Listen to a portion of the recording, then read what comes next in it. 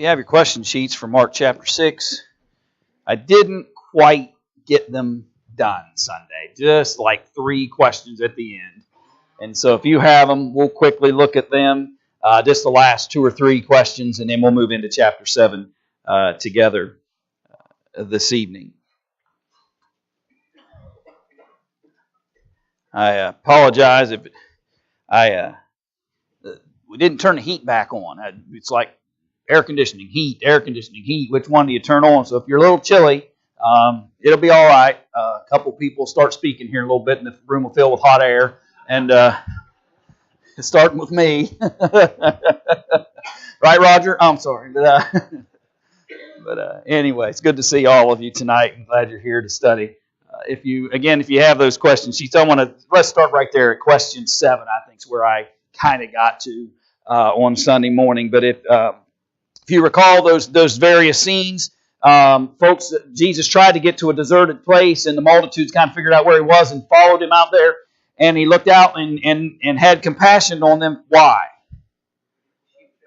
Okay, sheep without a shepherd, and so you can kind of see this challenge that presents. No leadership. What problem arose at this scene?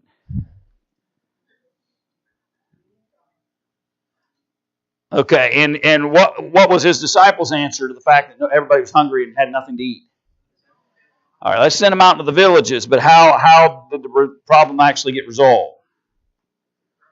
Yeah, through that miracle that Jesus performed. What familiar miracle occurs in verse 48? Okay, walking on the water, right? And what portion of this account does Mark not? And what's funny about that, what portion of this account does Mark not mention?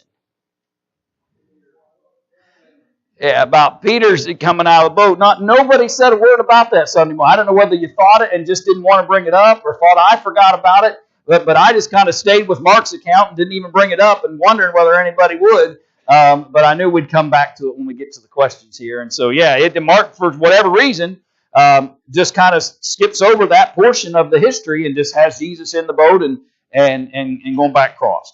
Why were they so astonished and in fear of Jesus?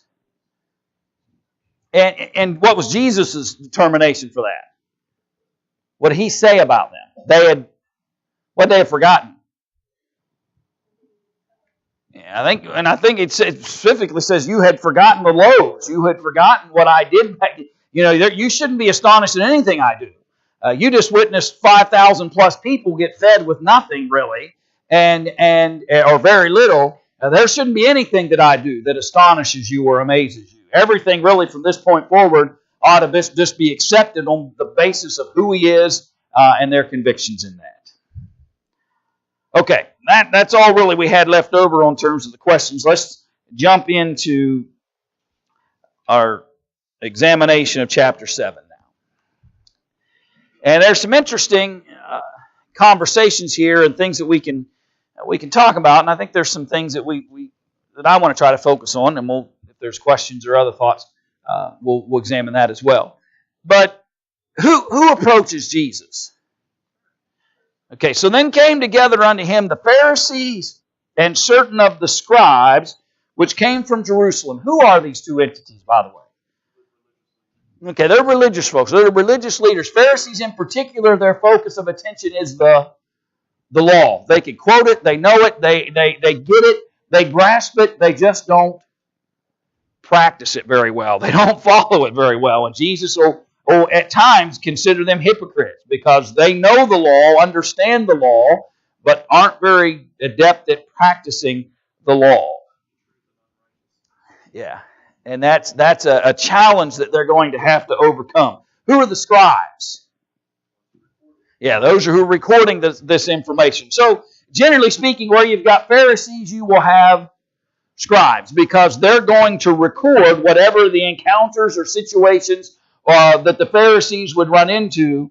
The scribes would be the recorders of that, those things that they would encounter. And so you've got those who are the most connected to the law and the systems surrounding it. And they came from where, by the way? So they came from Jerusalem. So word has spread from up around the Sea of Galilee, Capernaum and Gennesaret, and those regions in which Jesus has kind of been traversing back and forth across the sea. Word has spread down into Jerusalem.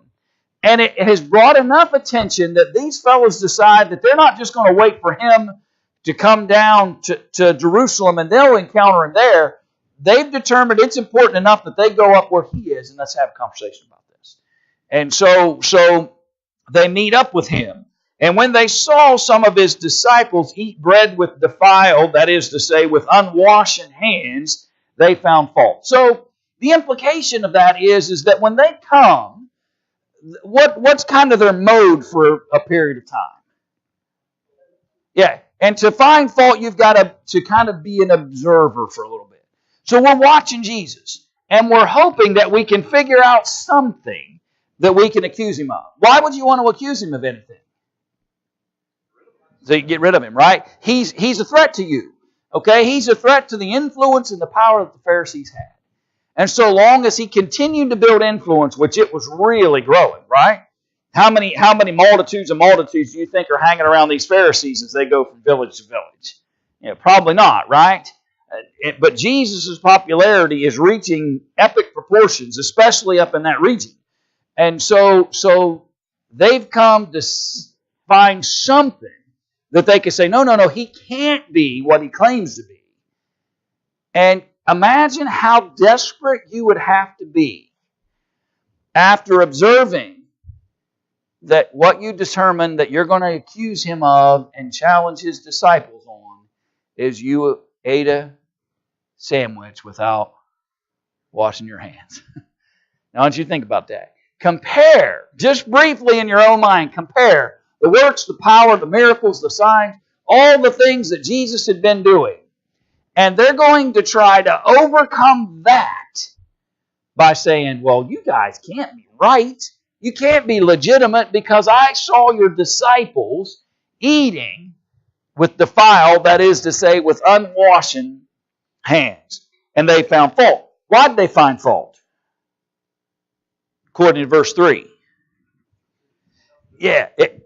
For the Pharisees and all the Jews, except they wash their hands oft, eat not, holding the tradition of the elders. That's key in this whole conversation that we're going to see here as it leads forward. The challenge is not Jesus and his disciples have breached the law. The challenge is you have not lived by the traditions and the standards by which the elders have passed on from generation to generation. Everybody knows that Jews don't eat without first washing their hands. We've done it that way for a long, long time. That's the implication. That's the argument, if you will. That's the statement that they're making. And their concepts of purification seem to be very focused, as we're going to find out here in a minute, on the external. They would worry about their hands, they'd worry about a dish, they'd worry about a cup, they'd worry about those external kinds of things.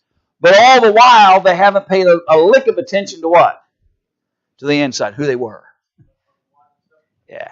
And so that's the path we're on here.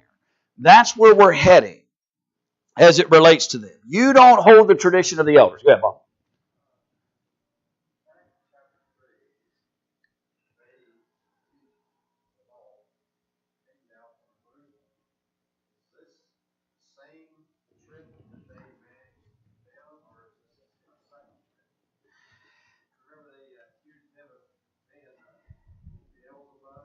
Yeah. I don't know whether we'd be able to know for sure whether they have remained through from that scene forward.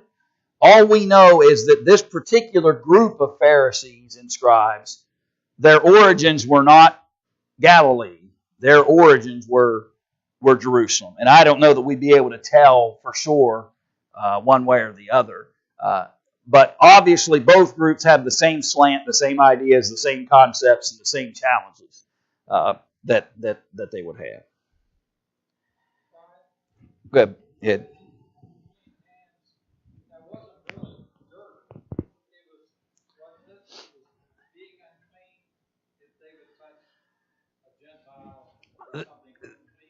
There were, yes. It was not just dirt.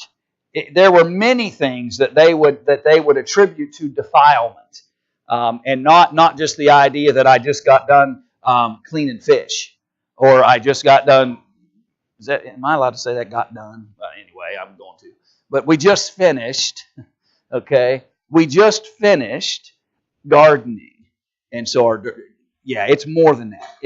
They may even unknowingly may have come into contact with something that they would have deemed made them impure, and just in case, we better go wash, because we don't dare consume any food with the potential that our hands may have been defiled by any number of things. And I'm sure that's the mindset that they're working on. You have any idea how far his man had to travel just to get to do this? Down from Jerusalem, down to where they were at? Yeah, I did not measure, or didn't look it up, Jim. I can't tell you off the top of my head how far it is from Jerusalem to Galilee, but on foot, it's a pretty good trip. Pretty good, especially if you consider that most likely they would have bypassed Samaria. They most likely would not have gone a direct route through Samaria. They would have bypassed that. Now Jesus, it didn't bother him. He'd go through there. But they most likely, you talk about defilement, they would not have walked. So pretty good trip by foot to get there. So when they come from the market, except they wash, they eat not. Never know who you might have bumped into at the market. And so we wash before we eat. And many other things there be, which they have received a hold, as the washing of cups and pots and brazen vessels and of tables. Now, all of these things, by the way, would probably be good what? Good idea. It's good advice. It sounds like their mothers were instructing them, right? It sounds like that they had kind of... But the problem was that wasn't the idea.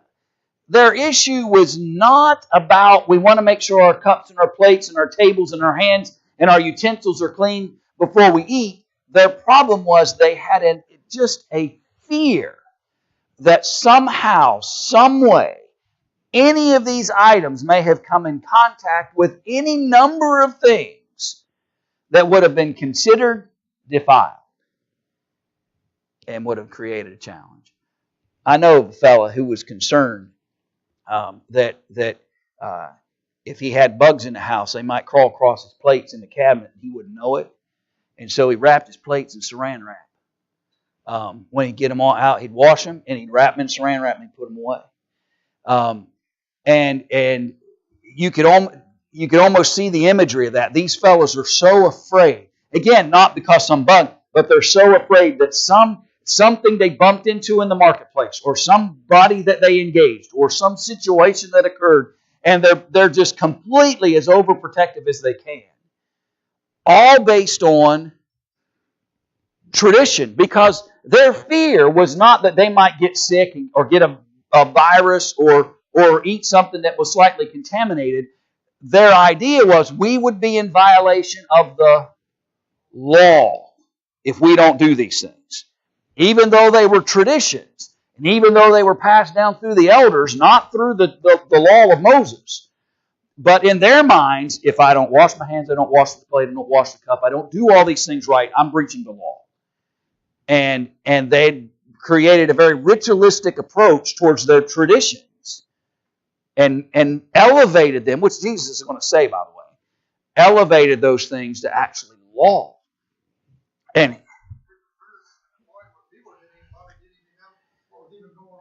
yeah, and so their concern is expressed, and now they've gone beyond, and now they're even saying your disciples are breaking the law because they're not observing the traditions. So the Pharisees and scribes, verse 5, asked them, "Why walk not thy disciples according to the tradition of the elders, but eat bread with unwashed hands?" Everybody knows you're supposed to hold these traditions. That's their argument. Everybody knows you're supposed, but your disciples don't.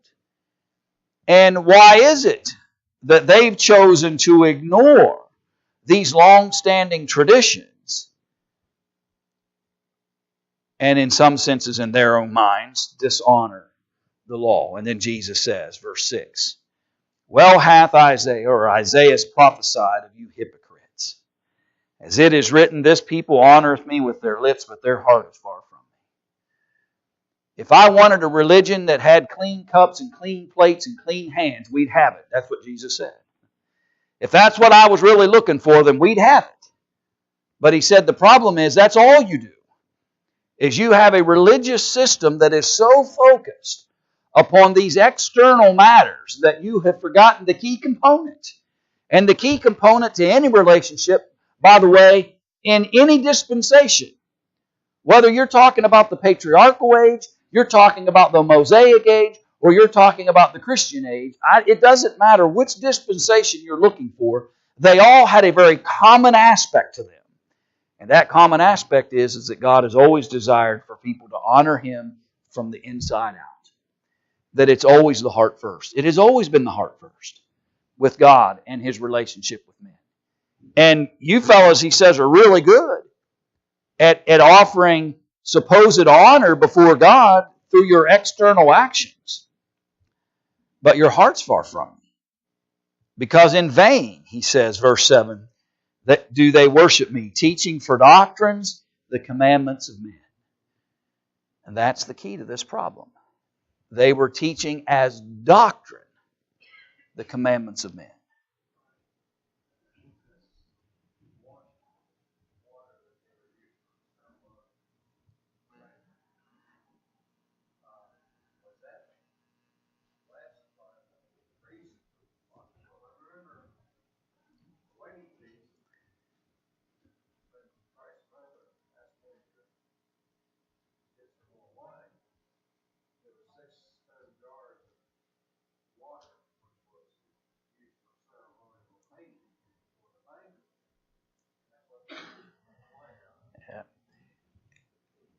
I don't have in front of me a specific list of their particular ceremonial purification things, but I do know they existed.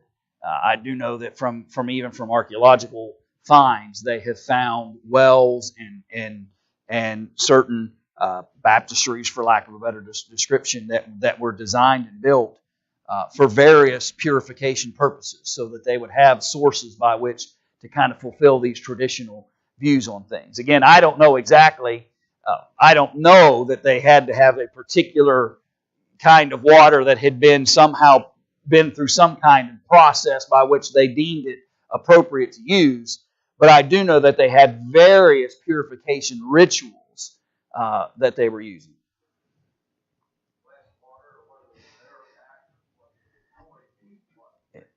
I don't know the answer to that in specific, other than just I know they had some basic rituals.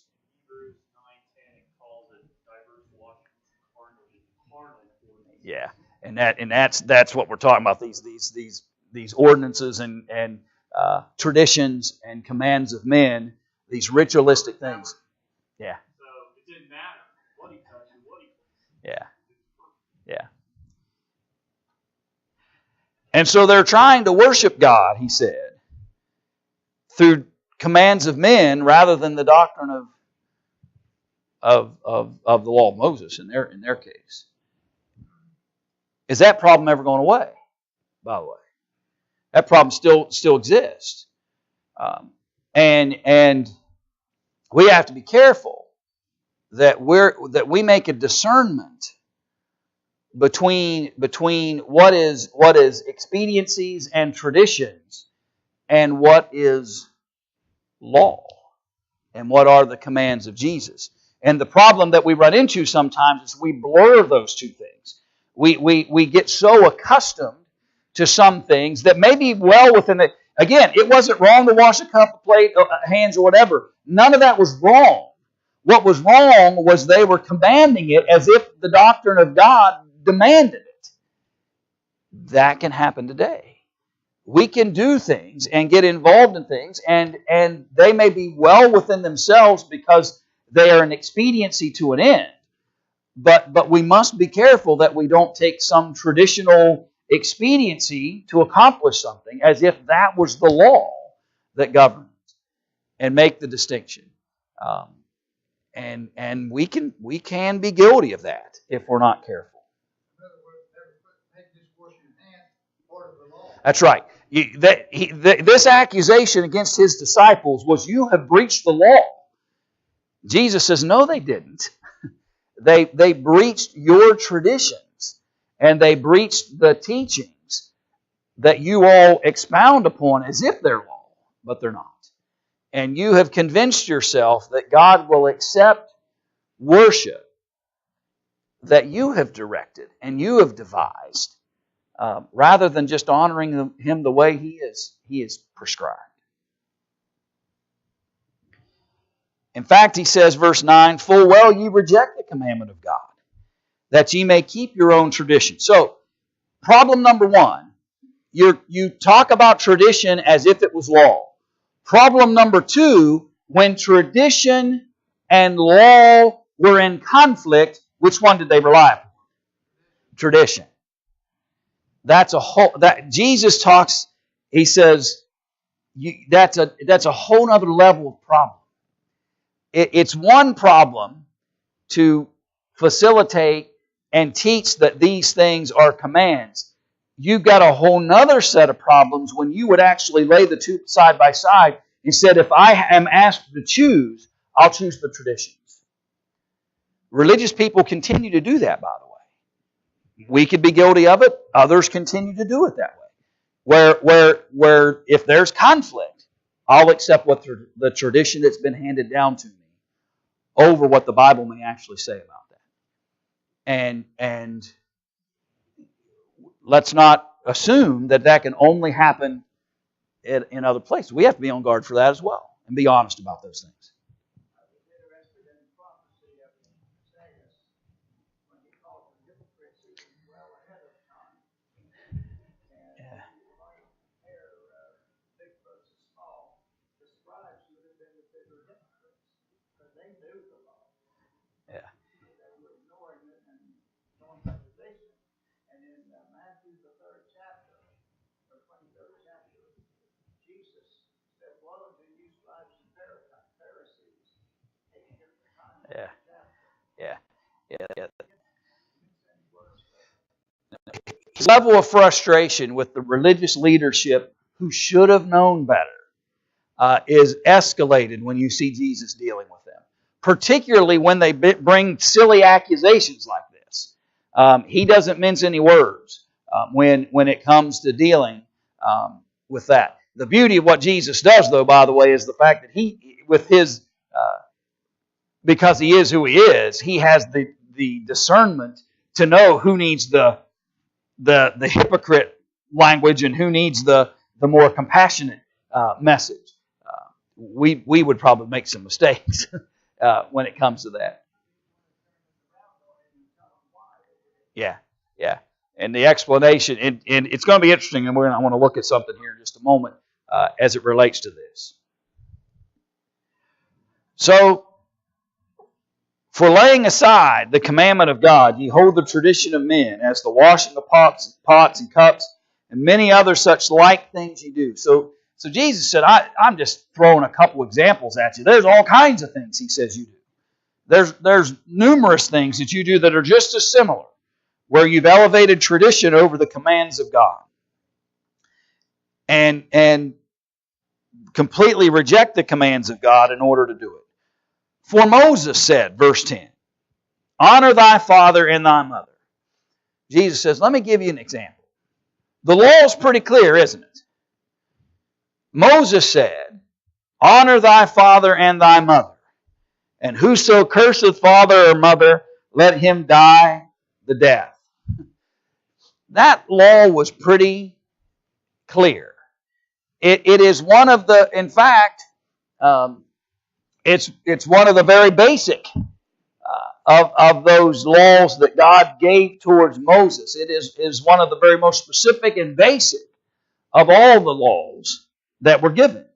Everybody should have known that. Everybody should have understood the severity of it.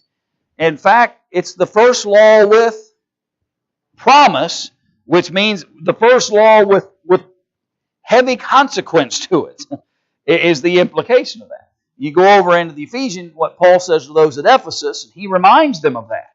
When he talks to children, obey your parents in the Lord, for this is right. For it's the first law with promise. There was a very specific nature to the importance of honoring father and mother. Law-giving purpose to that. But Jesus looks at him, and so he takes something that should have been so easy to understand. It's not challenging at all to know exactly what the law of Moses said about your relationship to your parents. But you say, if a man shall say to his father or mother, it is Corban, that is to say, a gift, by whatsoever thou mightest be profited by me, he shall be free. Now, as best I can understand it, this Corban relates to the treasury. If you recall, there are a couple of different occasions where Jesus, even present for one, when many people were coming and they were putting into the treasury at the temple, and they were putting in, and he asked them the question about the widow's mite and who had given the most and that kind of thing. So there's this location where people could bring their gifts to the treasury of the temple. Now, who benefited from that, by the way? The treasury at the temple. Who? Okay, who would have been who would have benefited from it? Yeah. The leadership. The leadership at the temple. Notice here, and I'm just trying to get you to take a look here. There's deeper meaning to what Jesus is driving at here. He looks these Pharisees in the eye and he says, so long as people are bringing money and putting it into the treasury, which helps the leadership, you tell those same people, keep putting it in the Corban. Keep putting it in the treasury. If your parents need it, they're out of luck. You tell them you gave it as a gift, that you brought it to the house of God and provided it as a gift to the treasury. And so you can tell your parents, I don't have to honor you. I don't have to care for you, because what I had that could have brought assistance to you, that I could have used to help you, I gave as a gift to the treasury. He's not talking about, well, I bought so-and-so a birthday present, and so I don't have any money to help you, Mom and Dad. Sorry about that. That's not, and there used to be a time in some ways where maybe I thought, well, the implication was that they didn't have to honor them. Anything that they did for their parents would be a gift to them. But I'm not so sure that's right either. The more I've read, the idea is that they were excusing them from obligations to their parents so long as that money was going into the temple treasury as a gift for the purpose. That person, he said, he shall be free. And you suffer him no more to do aught for his father or his mother. Now, it's interesting. Jesus says the law said, honor your father and mother. You are permitted to bring free will offerings to the treasury at the temple. There were laws concerning tithing, but you could come and give free will offerings into the treasury as well. And you've concluded that you can just tell Mom and Dad, sorry about that. I'm not able to do anything for you because I took the extra that I had and gave it to the temple, or in some implications that I gave it to who? Well, even above that, I gave it to God. Now, what parent would now look in their child's eye and say, well, you shouldn't have given it to God. You should have given it to me. They're not going to do that, right? And so he says, you have set up a tradition that has allowed for people to excuse their responsibilities of honoring their father and mother. And you've done it in such a way that the parents won't even speak out against it, because they'll sound like that they're arguing with what? God. Yeah. How it to me, and I don't know about you, but to me, with that understanding, it carries even a more despicable feeling that these folks had, number one, disregarded the law, and they were permitting people to ignore their obligations to their own mother and father, and then turn around and say, well, I don't have to help you because I gave it to God. And what parent would argue against that? Now, here's a secondary lesson. And the problem is this is the wrong audience. I probably should just move on. Because but there are some people that I would like, maybe they'll stumble across this thought someday. I have heard people argue that I don't have to take care and honor father and mother because this is my family now. Church is my family. And whatever I give to the family of God. Well, now who could argue against helping and serving the family of God, right? That's exactly right.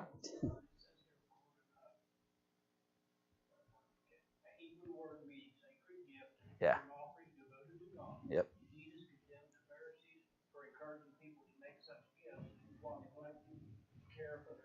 Exactly.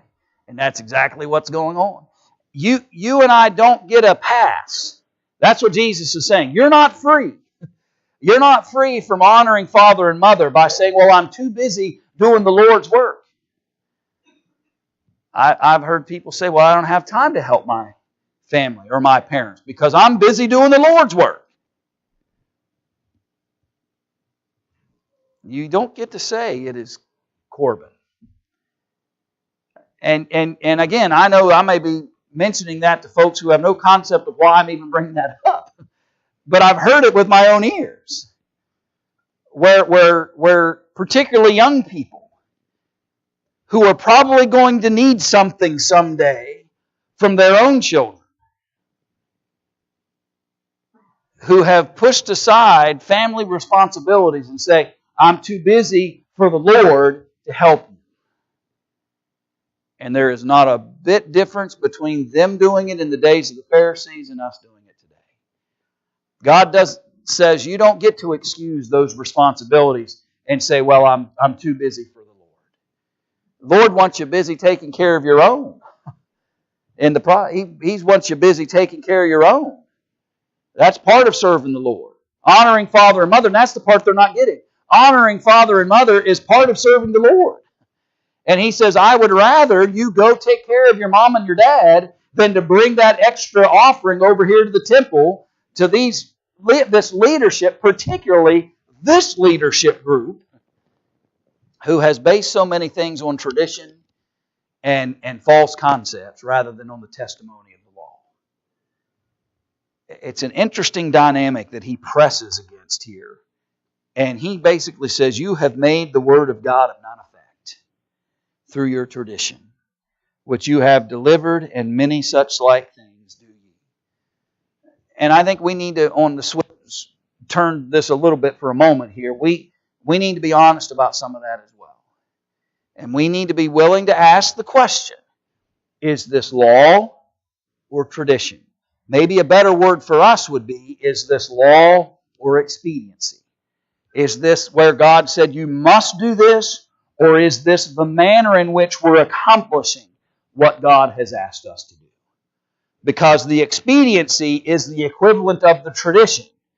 And it can be well and good within itself so long as it serves the purpose of fulfilling the law and doesn't, number one, create itself as its own set of laws, and so long as it doesn't supersede what actually is the law in relationship to Christ.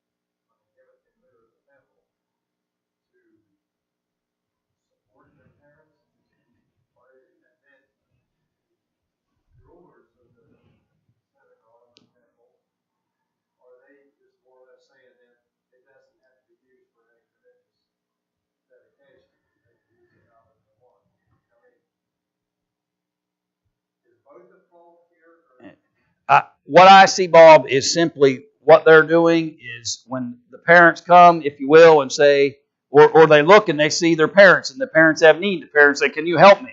And they say, "No, I can't help you because I gave what I had as to the temple treasury." And they use that as an excuse as to why I can't help my parents. I do not see that. And I'm just giving you my thoughts. I do not see this as, well, we're giving it to the temple, and then the temple should take care of you. I don't see that here. I see this as they're using it as their supposed reasoning as why they're breaching honor thy father and mother. And Jesus says, you've made the law of God of none effect by doing that.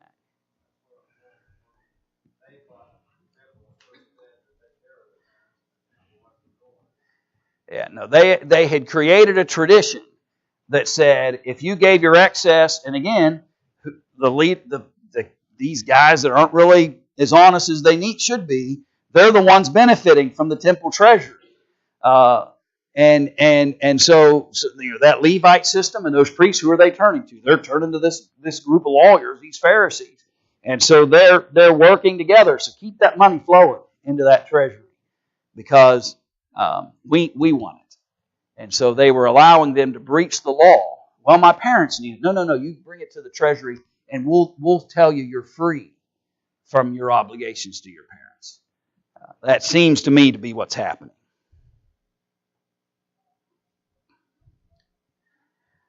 So we have to be careful. Tradition can't overrule law, and certainly tradition can't become law within itself. And we need to be just as cautious. So when he had called all the people, verse 14, unto him, he said to them, hearken unto me every one of you, and understand. There is nothing from without a man that entering into him can defile him. But the things which come out of him, those are they that defile the man. Now, let's go back to something Ed said earlier in our study tonight, because that's the right path.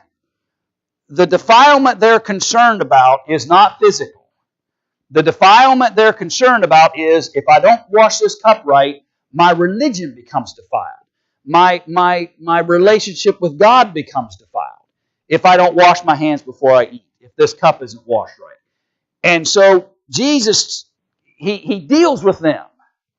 And you can almost see him deal with them, and then he tells the audience, come here. Let me share something with you.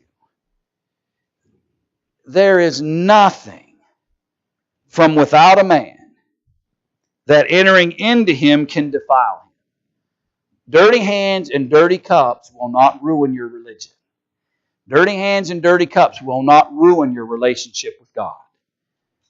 These purification rituals these Pharisees have been perpetrating and forcing you into have zero negative effect upon your relationship with God. What makes a man's religion and faith and spirituality defiled is what comes out of him. His actions, the things that he does, those are the things that will determine whether a man is in a right relationship with God or not. Not something physical that he happened to consume. He said those things that come out of him, those are they that defile the man. If any man have ears to hear, let him hear. Quit worrying about whether your hands are washed or the cup's washed. And start concerning yourself with the actions and the real kind of service. Quit putting your money into the temple treasury and then ignoring honor your father and mother. You can't do that. The law says honor your father and mother. That's the command of God. Honor that. Your actions towards your parents are what's defiling you, not some consuming of something that you think might have made you impure. Your rejection of the commands of God is what's defiling you. You know, you think about later on in the epistles, you see any man who will not care for his family is worse than an infidel. Well, why is that?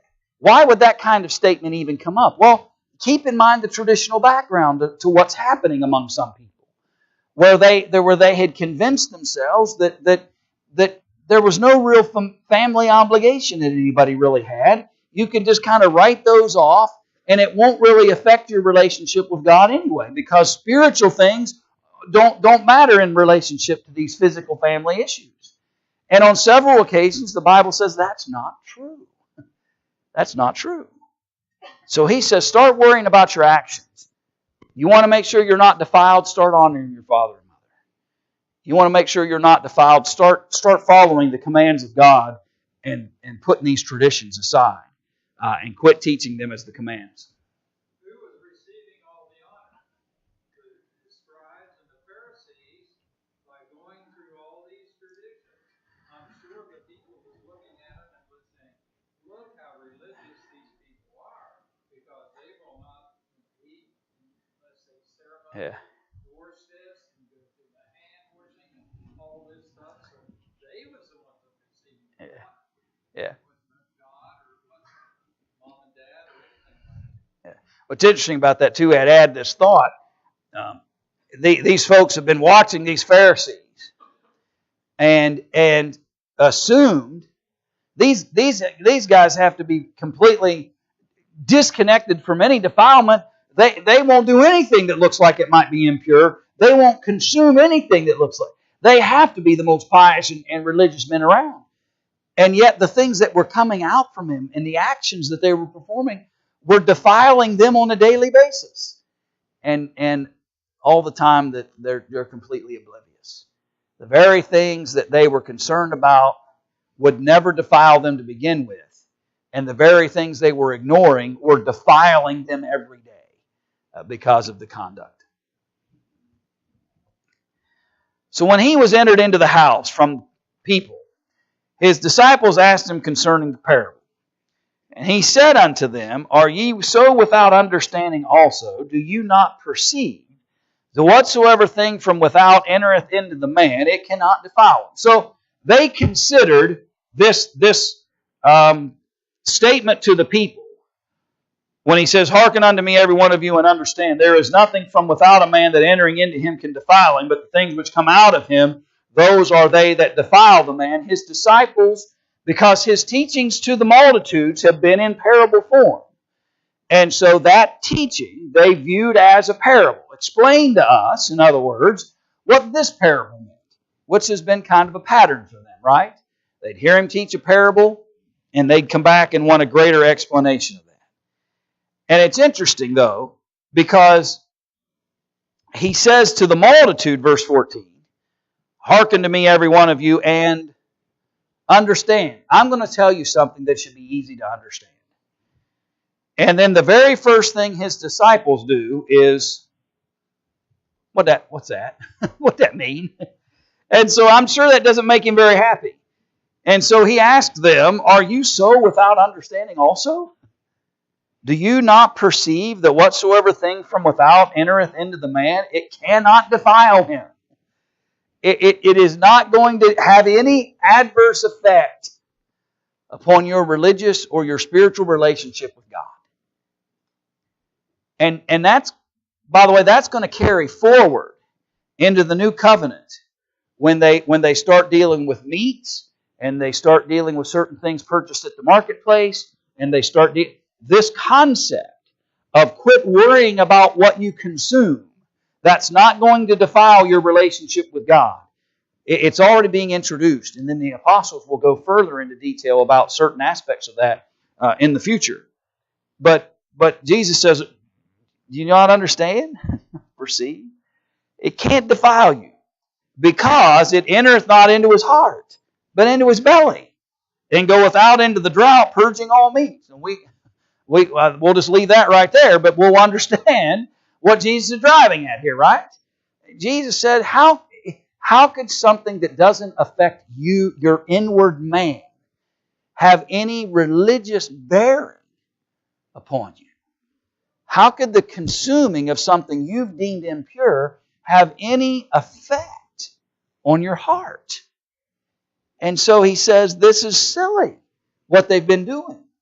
Because they're assuming that if that plate or that cup or those hands have a little bit of dirt on them, or they happen to bump into a Gentile in the marketplace, that somehow that was going to affect their spirit.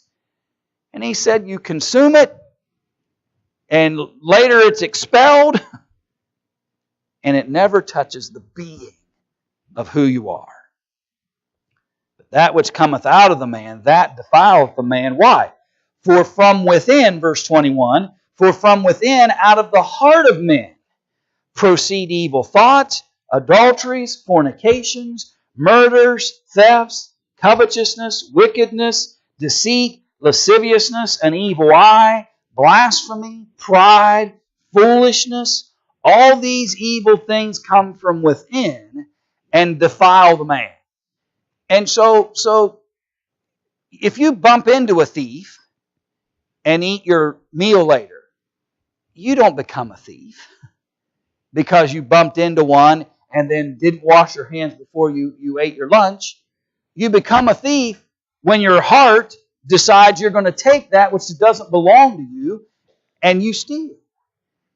You're defiled when you determine in your mind that you're going to take somebody else's spouse and you go and fulfill that. You're defiled when you look at what others have and you say, I want what he has and I'm going to take what he has if I can get my hands on it. That's covetousness. The defilement isn't about what you came in contact with during the day and what you might have consumed if you forgot to purify yourself. You need to start worrying about your actions and the places you're going and the things you're doing and what you're saying. Your rituals aren't helping you a bit, Jesus says. Your purification efforts are for naught because you can clean, again, every cup and every plate. But if you leave that scene and become a thief or a covetous or a fornicator or have evil thoughts or a murderer, those things are still going to defile you. No matter what religious practice or what religious ritual you happen to go through. He's really challenging them to really, in many senses, rethink their whole thought process about what hinders one's relationship with God and what doesn't. Because even his disciples, I'm sure, had heard all the traditions, right? They've heard all the traditions that came down from the elders, and they've heard all the different things that men had said, and their concept of what was important and what is unimportant, I'm sure, was affected by those things. And so he's challenging them to rethink all of that. It's not what you think on many occasions. All right, we'll jump, Lord willing, back into that then on Sunday, beginning there in verse 24. And we'll probably get to the questions for chapter 7 as well on Sunday, so you may want to have those ready if you don't yet.